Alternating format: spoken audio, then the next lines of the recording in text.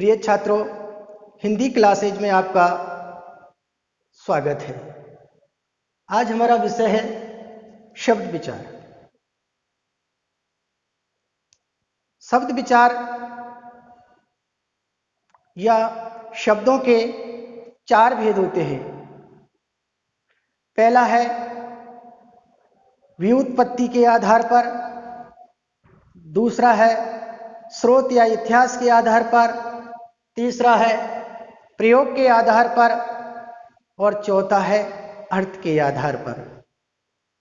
हम व्युत्पत्ति के आधार पर और स्रोत या इतिहास के आधार पर इन दो भेदों का विस्तार पूर्वक अध्ययन कर चुके हैं। आज हम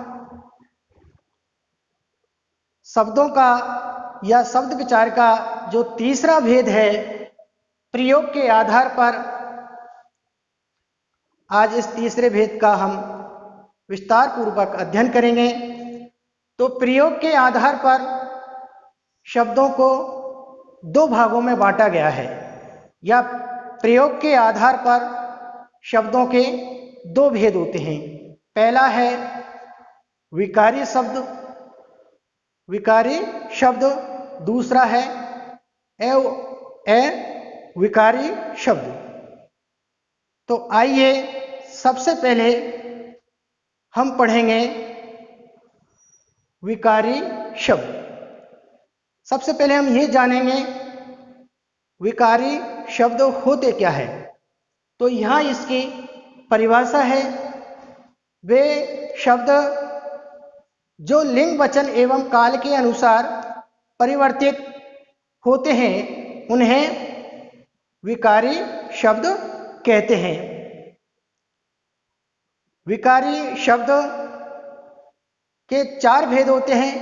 पहला है संज्ञा शब्द, दूसरा है सर्वनाम शब्द, तीसरा है विशेषण शब्द और चौथा है क्रिया शब्द।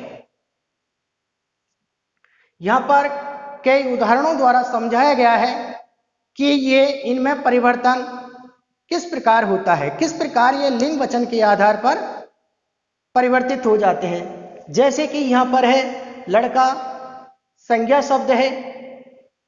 अब वचन के आधार पर यहां लड़का एक वचन है और यहां पर ये बहुवचन हो गया। इसी तरीके से सर्वनाम, तुम यहां पर सर्वनाम शब्द है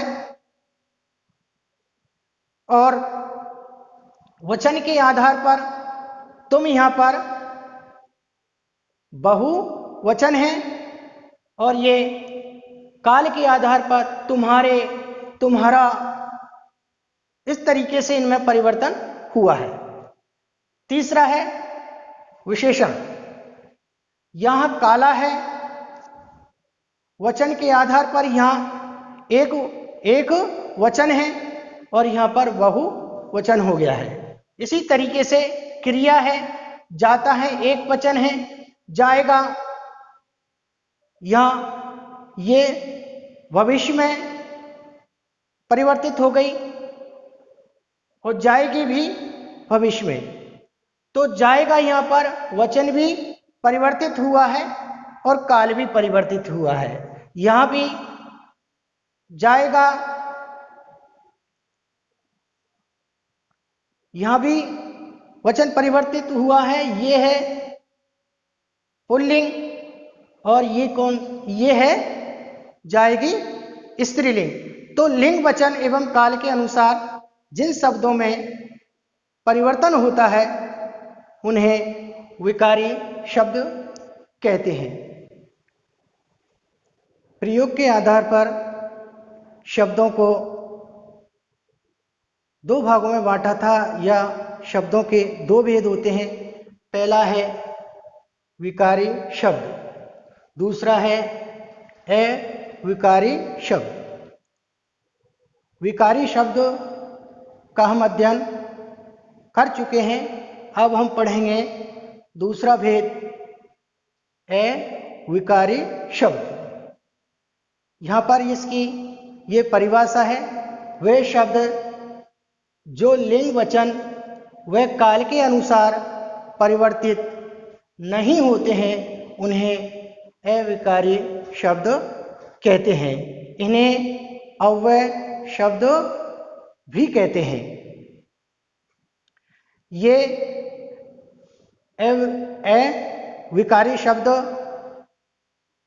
4 प्रकार के होते हैं। पहला है क्रिया विशेषण अव्यय, दूसरा है संबंध बोधक अव्यय, तीसरा है समुच्चय बोधक अव्यय और चौथा है विस्मयादि बोधक अव्यय। आज के लिए इतना ही, शेष कल पढ़ेंगे। Thank you.